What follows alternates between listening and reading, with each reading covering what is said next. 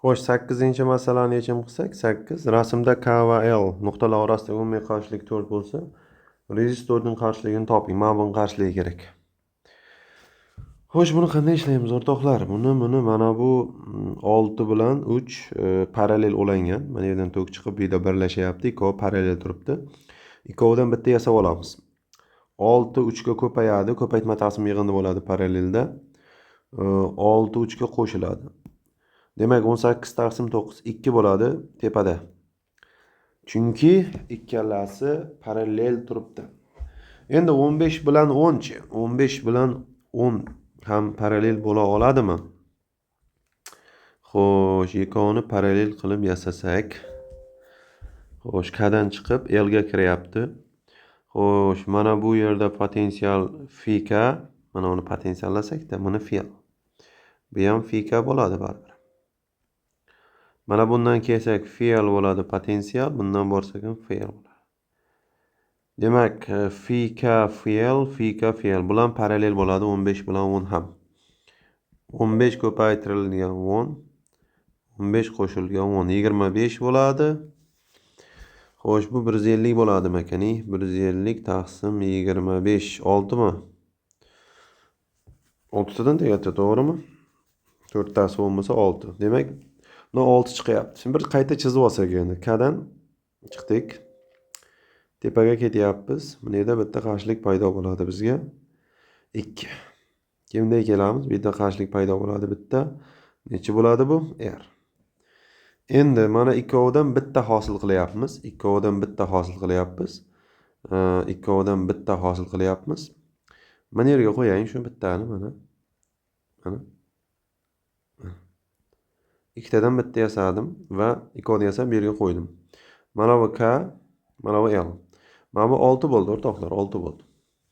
Endi 2 bilan R'imiz ketma-ket bo'ladi, ketma-ketda qo'shiladi. R plus 2 bo'ladi. Shu R plus 2 bilan 6 parallel bo'ladi, chunki alohida bo'lib qoladi, parallel bo'ladi.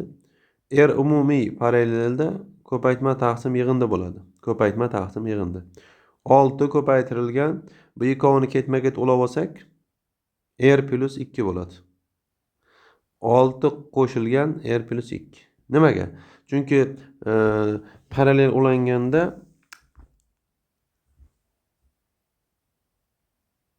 ko'paytma taqsim yig'indi deb topiladi-da, shuning uchun.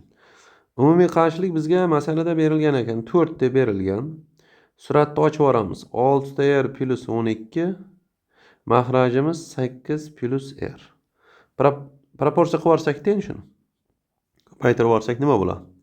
32 plus 4 ta R, 6 ta R plus 12. Bu yoqqa o'tkazsak 2 ta R bo'ladi, mana bu 20 bo'ladi. 2 ta R bu 20. R'imiz teng necha bo'ladi? 10. 10 ekanda rezistorning qarshiligi 10 bo'ladi. D javobni olamiz bu masalaga, 8-masalaga. 9 ga o'tsak endi o'rtoqlar, 9. Balandligi 3 metr bo'lgan vagonni tasvirga olganda uning tasviri plyonkadan 12 mm da bo'ldi. Fotoapparat obyektiv fokus masofasi 20 cm bo'lsa, tasvir qanday masofadan olingan? Balandligi 3 metr bo'lgan vagonni, bu buyum tasvirga olinganda uning tasviri plyonka 12 mm bo'ldi. Uning tasvirining o'lchami 12 mm bo'ldi. Fotoapparat obyektivi fokus masofasi f 20 cm bo'lsa, tasvir qanday masofadan olingan? Tasvir qanday masofadan olingan? Buni so'rayapti. Xo'sh, demak, qaysi formuladan foydalanamiz? Qaysi? K barobar F taqsimda katta H taqsim kichkina H. F taqsimda bu 12 mm bo'lyaptimi? 12 mm. Minus 3. Bu 4 10 darajasida minus 3 bo'ladi.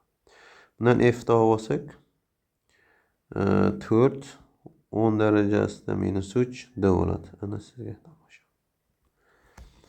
Ana shunday bo'ladi. Endi fokus masofa bor, D kerak. 1 taqsim f 1 taqsim d fotoapparatlarda yig'uvchiligingizda qo'shish bo'ladi. 1 taqsim f. Xo'sh, 1 taqsim f'imiz 20 santimetr bo'lyapti bizga. 20 santimetr degani 0,2 metr. 1 taqsim d plus f'ni joyiga qo'yamiz. 4 10 darajasida -3 dan qo'yamiz. Ana endi shuni ishlash kerak. Qanday ishlaymiz? Kattalashtirib olaman va matematikasini bajaraman. Mana bu 5 deganimi? 5 degani.